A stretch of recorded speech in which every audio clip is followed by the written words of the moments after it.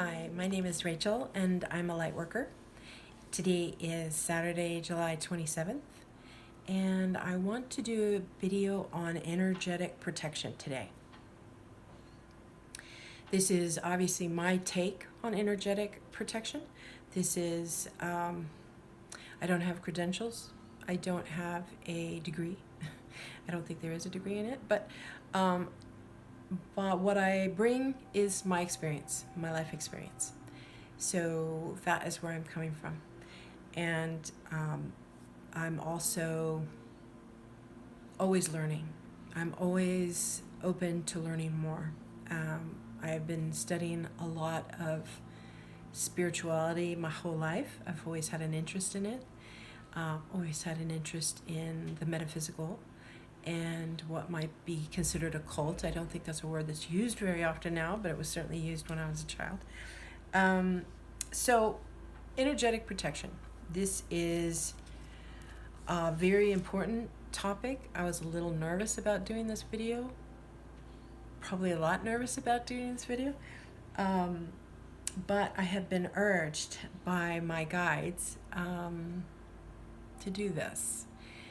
So, the first one, I'm looking over here because I have cards and I'm going to show you in a second. The first guide that's come through for me, and I've been working with this fellow for the last week or so, is the Deep Blue Dragon. And what it says on the card is, keeps you safe by clearing your pathway. Trust that you are protected. Walk on a path of light. I love that. Walk on a path of light. That's what we need to do. Okay, and I'm going to tell you what these cards are. This is the Dragon Oracle deck. Dragon Oracle cards, excuse me. And it's by Diana Cooper. And let's see. Okay, so this dragon is one of the guides that has come through and emphasized this for me. And the other one, I know you guys have mentioned the Keeper of the Light Oracle cards. That by Kyle Gray. That deck is a deck that I use a lot. I've used it in several videos. I think maybe I've used it in all the videos I've done, which is only like 5 or 6. Anyway, so I had the deck out, and for some reason, not by accident, this card of Mary Magdalene was face down on the other side of my table here, and I really don't know how that happened, but it's not an accident, so I realized that she had something to say. What her card says is, Teacher awakens. You have something important to share. Follow the inner call. Don't let anything stop you. Okay, so I'm not letting anything stop me, and I'm doing this video.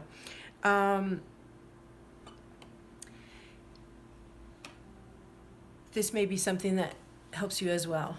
If you have a project or something that you want to do, or you feel your guides are urging you to do, then you can ask for Mary Magdalene's help. There are other guides you can ask as well, but I've noticed that she's been around lately. My understanding, it was the Feast of Mary Magdalene, I believe on the 22nd of this month. And that may be one of the reasons. It also may have to do with the Rose Vortex energies that have opened up recently. I did a blog post on that. And I can put that, I'll put a link in the description box. That's what you're supposed to do. Okay, I'll do that. Anyway, so she is a good guide to ask when you, and male or female, because no one knows better than she on how difficult walking on a path of light can be. So she's the perfect person to ask. Okay, so energetic protection. One of the first things I do like just before I did this video, and I do this at least twice a day, usually more, is I light sage. And I usually just take a little leaf. I don't use the whole, I don't use the whole one of these. If you're going outside and you're going to do a ceremony outside, then yeah, you would use one of these or a bigger one. This one's already split off pieces of it. But I just light a small piece, and that way it's easy, to light through the day, because that'll smoke you out of the house if you did a whole one. So I just now just cleansed my space by just running that small little herb around my space, and it's a cleanser. And we talked about grounding. You want to cleanse before you ground. You want to cleanse before you do a reading, if you're into reading the tarot, or if you were doing the I Ching, or if you were working with crystals, or whatever. You can use it just on the way to your work, just in the morning before you go.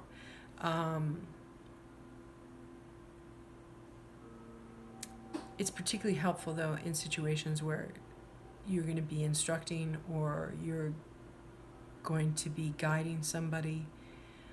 If you're a massage therapist, definitely would be helpful. Yoga, you probably already know that if you're into that, but anyway. So grounding, cleansing, and then protection. Okay. I've got some notes here. So one of the things that came first to my mind, and I was reminded of, is the white light, using white light. My friends and I, at one time, many years ago, we were all into metaphysics, and we used to always say to each other, oh, you need to white light that. And basically what that means is you visualize a brilliant white light around yourself. You can also do it around a situation. You can also do it around another person. It is not invasive. It is not crossing any sort of boundary to send somebody white light. And see them surrounded in white light. It's different than sending white light. My apologies. This, I'm talking about putting white light around you or around another person. It's different than sending them light, okay? So basically what you're visualizing, what I always visualize, let's just keep it simple. What I visualize is almost like an egg shape around my entire body. So almost like I'm enveloped in this brilliant white light. And it's in the shape of an oval for me. It could be square for you, it could be round, it could be not any shape at all. It could be just the light.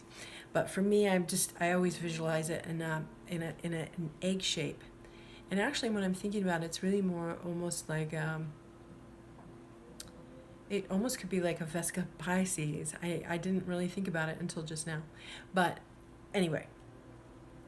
So you surround yourself in white light if you're feeling threatened in any way, you feel in danger, you feel like you've got hostile people in your life, or you're just nervous, or you're just in fear. The white light helps. And it's an easy, quick thing to do because you're just picturing white light surrounding that other person or surrounding yourself. Now, when I said surrounding somebody else, that can be if you're in a situation where you are worried for somebody. You're a mother.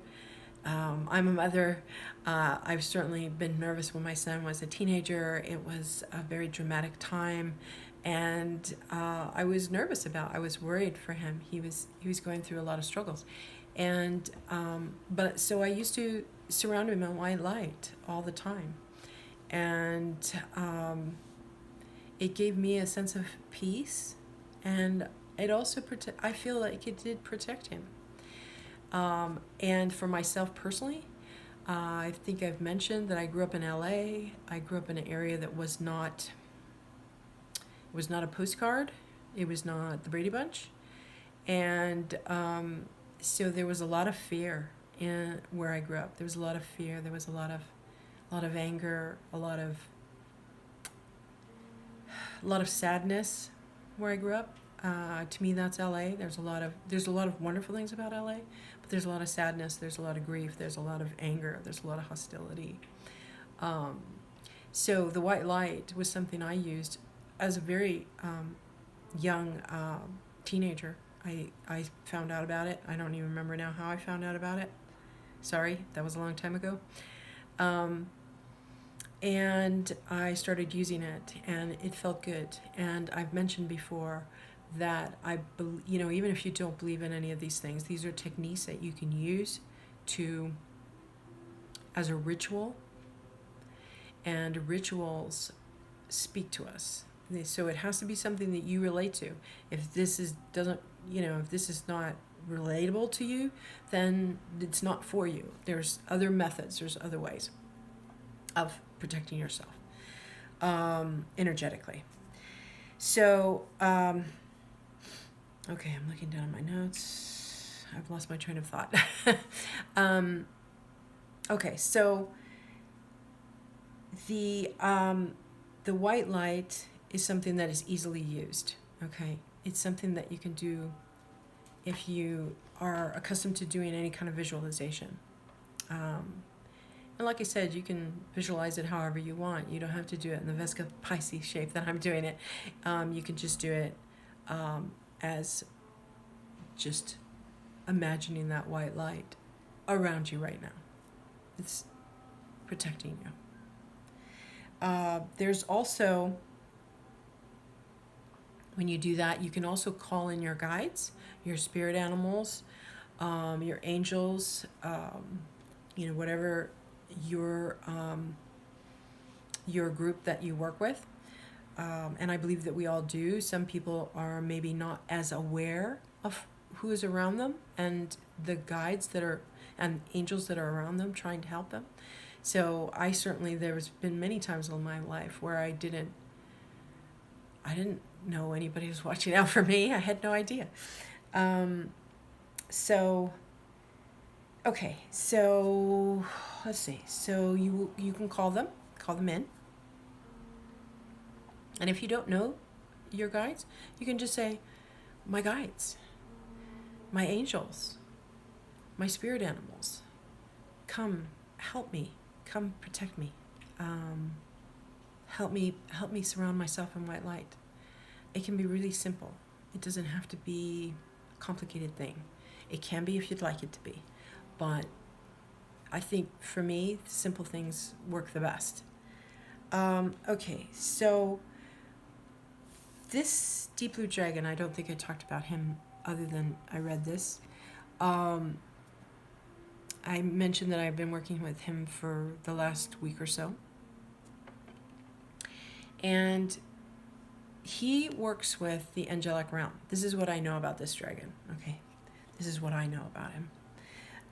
He works with the angelic realm. He works with Archangel Michael. And as a dragon, he has scales. He has blue fire, this particular dragon, blue fire. And he has his protective scales. Dragons have special abilities. They're able to go through portals. They're able to create portals. So he works with Archangel Michael. He works with the angelic realm. And what that means is he is able to go to places that the angels can't go to. And when I say places, that's probably not completely accurate. What I really mean is frequency, lower frequencies. A lower frequency might be Guantanamo Bay. Okay, that is a place that probably has tremendously low frequencies. People have been tortured there. People have been kept in the dark there. The people who work there have had this energetically hitting them every day. Even if they're good people, there's a lot of darkness there. Okay, so you can ask for help with that kind of darkness. And the angels can help with that sort of darkness. However, angels are not able to lower their frequency to the level that some of this darkness operates. Okay? So darkness, we all operate at a frequency. Okay? And darkness also works on a frequency. And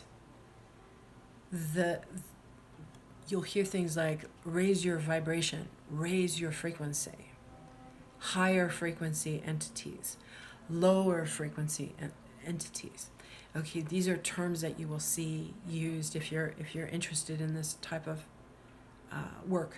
If you're into light work, you're gonna see those terms and what those things mean. Okay, so higher frequency beings, dragons are also higher frequency beings, but they have special protections, and they also have an earthiness. They're an earth, fire, earth, energy, water. They're very tied into that. Where angels are in the angelic realm, where it's a very high frequency. Now, again, it's not that they can't help you or protect you. Of course they can. But there's darker energies, and they help direct the dragons to remove it. It's a cooperative. That's what I'm being told. That's what I'm seeing. That is a cooperative thing. A cooperative situation. They work together very well. Okay, so he is somebody that you can call and ask for help. If you live in a situation, like I said, I grew up in LA, so I understand about gritty, I understand about inner city, and the fear that goes along with living in a place like that, the fear that you feel from the adults. I felt that often as a child. And these deep blue dragons, you can ask them for their help. Okay, you can ask them to help remove the lower frequency energies around you. Obviously, trying to clean up a whole town, that might be a bigger project for more people to work on, a group of people to work on collectively.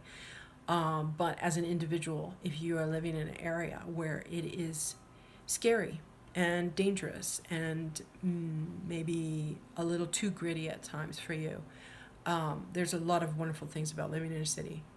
I hope, there's a lot of wonderful people in there. But there's a lot of darkness also in a big city, because that's what happens when you have a huge population. You've got you've got a huge mix of energies. And so if you are somebody who lives in a grittier part of town, this is something that you can do. You can use the white light. You can ask for the deep blue dragons if it's something that you relate to. If that's not relatable to you, you can ask for Archangel Michael's help, even if you don't go to church, because the angels don't care about that. That's how I feel, that they don't care about that. It's not about that for them. It's their work. It's what they do. And they don't ask for a card from you in order to do that work. You just have to ask them. That's all. Okay, so let's see. Another thing that you can use for protection is amulets, symbols. Now, this could be a whole video in itself, probably even more than one video, because there's so many symbols from so many different cultures, so many amazing, beautiful cultures. And there are protective symbols in every culture. And it's something that I'm fascinated by, I'm interested in. So I have a lot of books on symbols, and it's something that I've done work with in my creative life. I've worked with a lot of symbols and incorporating that into protective charms and that kind of thing. So obviously I can't get into all that. The important thing obviously is obviously. I've been using that word a lot. Okay. The important thing really is that it's a symbol or an amulet or a talisman or whatever you want to call it, of that you relate to. Okay, that's more important than anything. It can just be a star if you find that, if that's something that you resonate with. Now, I have a couple here that I'm just going to show you as examples. I have a dragon, and he's on the moon, just sitting there chilling. And this is one that I use a lot. I wear it nearly every day. Most days I wear it. It's the symbol of the moon, which is very meaningful to me. Protection is also, I feel like it needs to go both ways. Some days I feel my energy is not good. Maybe I'm having anxiety, maybe I'm depressed, maybe I'm angry about something. So a lot of times I'll wear a moon symbol, and I'll have it, and the way that I use it is, please help me remember to watch what I say, to watch how I react, to make sure that I respond rather than react. So that's one way of looking at it. So for me, that's personal to me, the moon symbol. You may relate to that, you may not. You may be more prone to going for a sun symbol, Anyway, but the dragon, I find them protective because they're big and they blow fire and they're loyal and they're beautiful and they're so knowledgeable and wise. They have a wonderful sense of humor. So I relate to dragons. I love dragons. And so that's why that's one of the things I use as a protective amulet. The other one that anybody can use is a heart symbol. Now this one is got the tree of life. It's a Celtic knot of the tree of life. But it can be just a regular heart pendant, because love is the ultimate protection. I mean, we all know that. It's the ultimate protection. And why I say that, one of the things that, you read about sometimes mothers who are able to have this superhuman strength in order to save their child, or save their husband, or, and vice versa, for a man. You hear these stories of incredible strength, and I believe that's the power of love. I think I'm not alone in that. Okay, so, and also very important about love, I wrote my note here, love and fear cannot exist in the same space, okay? I don't know if you're familiar with the Course in Miracles, but that's something, it's a very large set of books, and it can be a little overwhelming to get into it, so not everybody does. But, and myself included, it's a little overwhelming. It's something that I was into many years ago, but now I don't have the time to use that. But the lessons have stayed with me my whole life, and Love is Letting Go of Fear. That is a really good book. It's an older book, but a very good book on fear and love and understanding how that works. Okay, so now I've thrown myself off the track, which I do a lot. Okay, so love and fear cannot exist in the same spot at the same time. And to me, a great example of that is a mother or a father saving their children, saving their loved ones, or, it doesn't have to be a mother or father. Somebody you love, your brother, your sister, your friend. We do things like overcome fears, overcome our limitations with the power of love. Okay, so there's that. Lastly, the music I'm playing is called Root Chakra Cleansing Soundbath, and it's by Meditative Mind. And I chose that because the root chakra and the sacral chakra is where we hold our fear. Okay. And the root chakra is the primal fear. It's the fight or flight. The flight or flight. That's me, flight or flight. It's the fight or flight mechanism.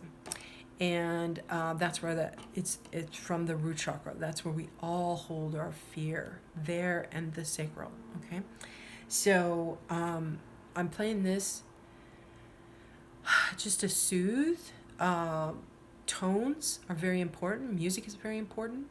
Now, if it's something you don't like, obviously it's not going to work for you. So don't force yourself to do it. If you, this is good for me, so I'll do it. No, you have to do what you relate to. Lastly, I'm going to leave you with this affirmation. And what I will say about affirmations is that they have to be what you relate to. They have to be what the words, in other words, like I'm going to give you these words, but you change them. You switch them around. You make them yours because it's your fear. So it has to be your words, your command. Okay, I am safe. I am secure. I am completely protected at all times. I am safe. I am secure. I am completely protected at all times. I am safe. I am secure. I am completely protected at all times. I said it 3 times. I believe that affirmations need to be said 3 times. The magic number of 3. We could do another video on that, but not today. So I'm going to say this to you now. You are safe. You are secure. You are completely protected at all times. You are safe. You are secure. You are completely protected at all times. You are safe. You are secure. You are completely protected at all times. I hope you can feel that. I hope that you can take those words and make them your own and use them to eliminate fear, because the more we eliminate fear, the more we protect ourselves energetically, the more we can be our true selves, because underneath the fear is where the love is. I believe that. Namaste. Thank you for listening, and have a good weekend. Thank you.